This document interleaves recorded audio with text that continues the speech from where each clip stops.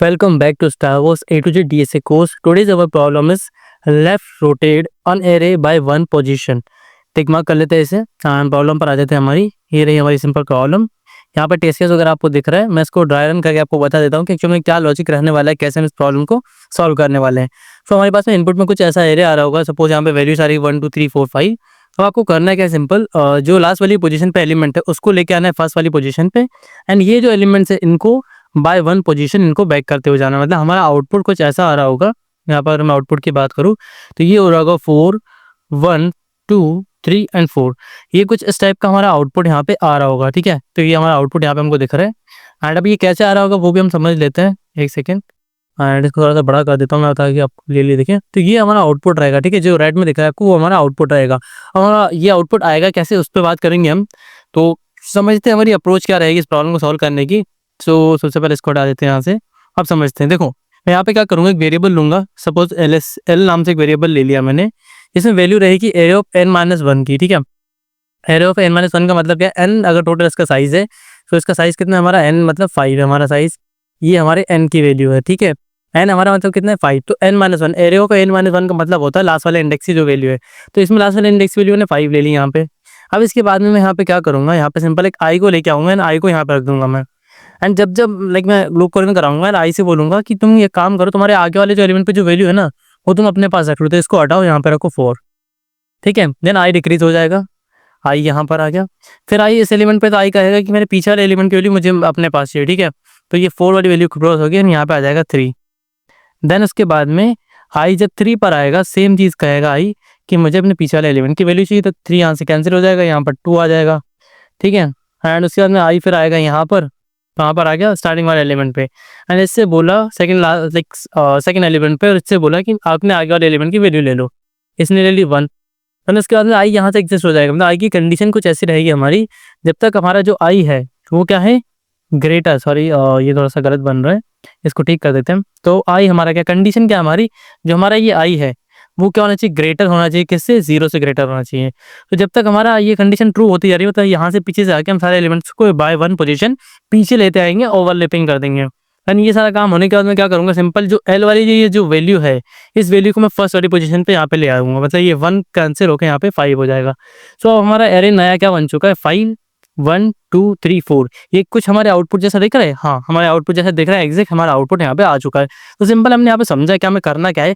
एक सबसे पहले क्या करना है कि एक इंटीजर वैल्यू बनाना है, एक वेरिएबल बनाना है। उसके अंदर क्या लेनी है, वैल्यू हमारे एरे का लास्ट एलिमेंट की वैल्यू लेनी है। ठीक है, वाई वन पोजीशन हम लेफ्ट रोटेट कर रहे हैं, इसका मतलब क्या, लास्ट वाला एलिमेंट स्टार्टिंग में आ जाएगा। सो स्टार्टिंग में आ गया तो उसकी वैल्यू हमको पहले से रख के रखनी पड़ेगी। फिर हम क्या कर रहे हैं, ओवरलैपिंग कर रहे हैं। कैसे ओवरलैपिंग कर रहे हैं, आई को लास्ट वाले इंडेक्स से चला के उसके आगे वाले इंडेक्स की वैल्यू उसमें ले रहे हैं। मतलब हर इंडेक्स की जो value by one position decrease होगी, बाय वन पोजीशन इंक्रीज होगी, सॉरी इंक्रीज होगी मतलब आगे बढ़ जाएगी। जैसे पहले उसका इंडेक्स 0 था तो 1 हो जाएगा, 1 था तो 2 हो जाएगा, 2 है तो 3 हो जाएगा, 3 है तो 4 हो जाएगा। या फिर आप ये बोल सकते हो कि यहाँ पे आप n+1 कर लो। ठीक है, लास्ट वाले इंडेक्स के लिए क्या हुआ, n+1 मोड बाय n कर लेंगे हम। ठीक है, तो हमारा ये क्या हुआ, 0 पोजीशन, सॉरी 1 प्लस करने की जरूरत नहीं है, डायरेक्टली आप कर सकते हो n मोड बाय n कर लोगे। ठीक है, तो n मोड बाय n करोगे तो क्या हो जाएगा, 0 पोजीशन पे हमारा पहला वाला लास्ट वाला एलिमेंट आ जाएगा। ऐसे करके हमको यहाँ पे इसको सॉल्व करना है। अब इसको सॉल्व करेंगे कैसे, देखो यहाँ पे कोड लिखने की बात करते हैं, हमने समझ लिया हमें करना क्या है। सबसे पहले मैं क्या करता हूँ, वेरिएबल बना लेता हूँ। लास्ट नाम से मैंने एक वेरिएबल बनाया, उसके अंदर मुझे क्या करना है, एरे का लास्ट एलिमेंट लेना है। तो पहले यहाँ पे क्या करता हूँ, यहाँ पे उसका जो हमको साइज दिया हुआ नहीं तो निकाल लेते हैं एरे के अंदर, सॉरी n के अंदर निकाल लेते हैं। n equal array dot size हम यहाँ पे कर लेते हैं। एंड हमारा साइज n के अंदर आ चुका है। मुझे निकालना कैसे, लास्ट वाला एलिमेंट, वो क्या होता है हमारा, एरे ऑफ n-1 होता है हमारा लास्ट एलिमेंट। उसकी वैल्यू मैंने लास्ट के अंदर निकाल ली है। ठीक है, इसके बाद मैंने क्या कहते हैं, लूप रन कराया था। लूप रन कराते हैं, एंड आई इक्वल, आई कहाँ पर था मेरा, n-1 पर था, सेमीकोलन आई ग्रेटर देन क्या था हमारा, 0 था, सेमीकोलन आई माइनस। ठीक है, आई को हम डिक्रीज कर रहे थे यहाँ पे। देन अंदर लूप में आ गया, मैं करना क्या है, यहाँ पे सिंपल करना है कि हमारा जो एरे ऑफ आई है उसमें मुझे ले लेना है एरे ऑफ i-1। पिछले वाले एलिमेंट पे जो भी वैल्यू है मैं अपने करंट वाले एलिमेंट की जो पोजीशन है उस पर आके ओवरलैप कर दूंगा। ठीक है, उसके बाद में लूप के बाहर आके मैंने क्या किया था, एरे ऑफ 0 पे मैंने किया था क्या, एरे ऑफ 0 को लास्ट कर लिया था मैंने।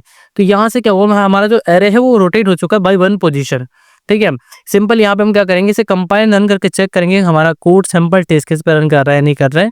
सो रेडी फॉर इवैल्यूएशन के लिए राइट नाउ हमारा कोड अब चेक करते हैं, यहाँ पर भी रेडी फॉर इवैल्यूएशन के लिए। यू कैन सी दैट कि यहाँ पे सिंपल टेस्ट केस का आउटपुट आ चुका है।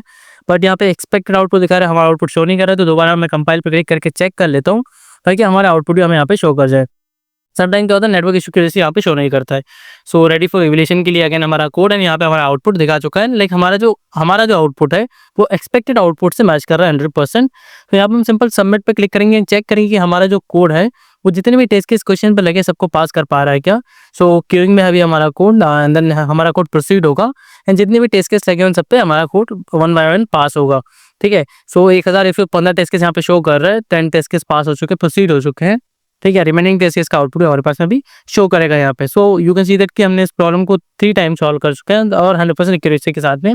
एंड आज हम इस प्रॉब्लम को आराम से सॉल्व कर पाए एंड हमारा जो कोड है वो सारे टेस्ट केस पे सक्सेसफुली पास कर चुका है।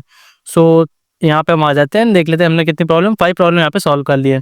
सो thank you watching this video. We will meet in the next video and solve the next problem of Star Wars A to Z DSA course array problems. Thanks for watching.